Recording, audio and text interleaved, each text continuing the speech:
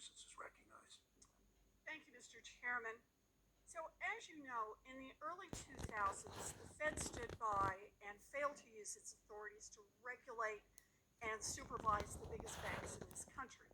And the result was a financial crash that cost millions of families their jobs, millions their homes, millions their savings.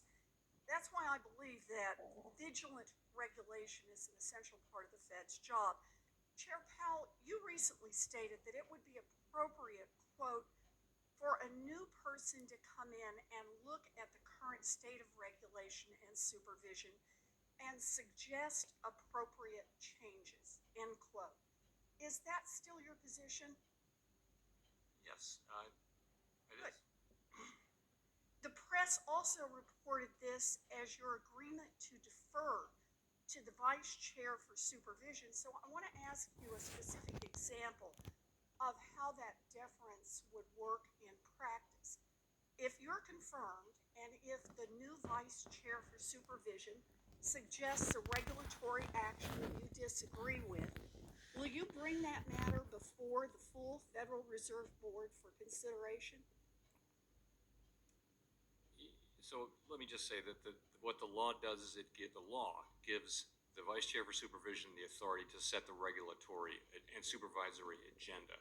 And I would expect to have a perfectly normal, good, constructive working relationship with a new vice chair for supervision.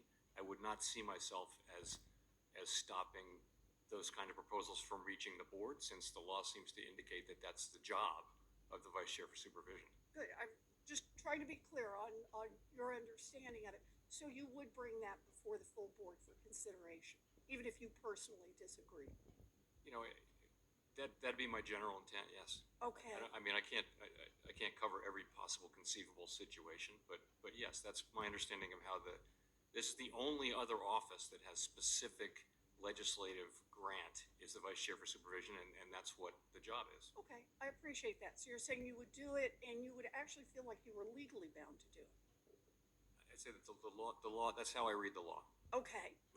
If the vice chair for supervision recommends a regulatory action with which you disagree, such as undoing a rule that Vice Chair Quarles brought forth and that you voted in favor of it, what does it mean to defer under such circumstances? I just want to understand your thinking. I don't think I used the term defer. You mentioned that was a press report. Yeah. You know, we're a commission structure.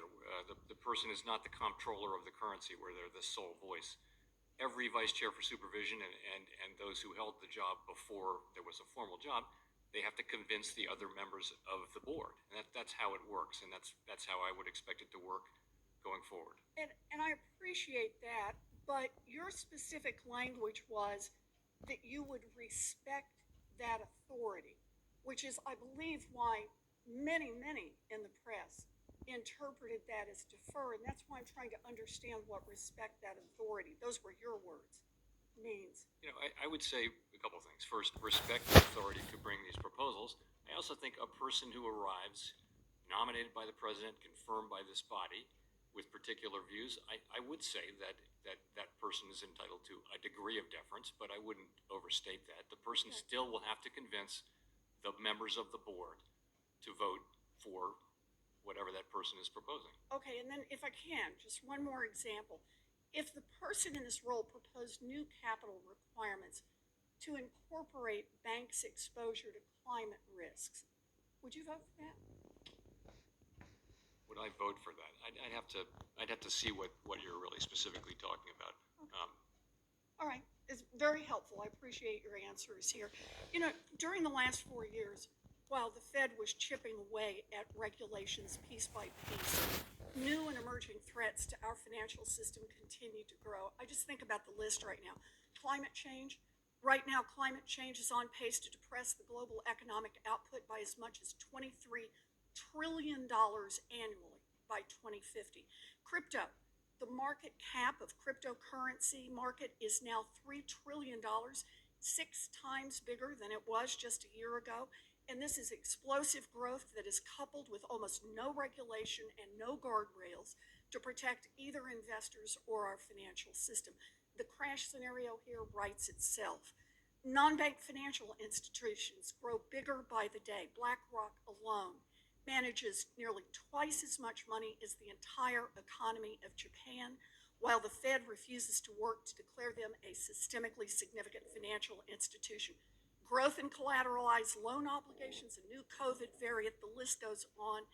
This is why I believe the Fed must take a much more active role on regulation. Failure to do so puts our entire economy at risk. Thank you, Mr. Chairman.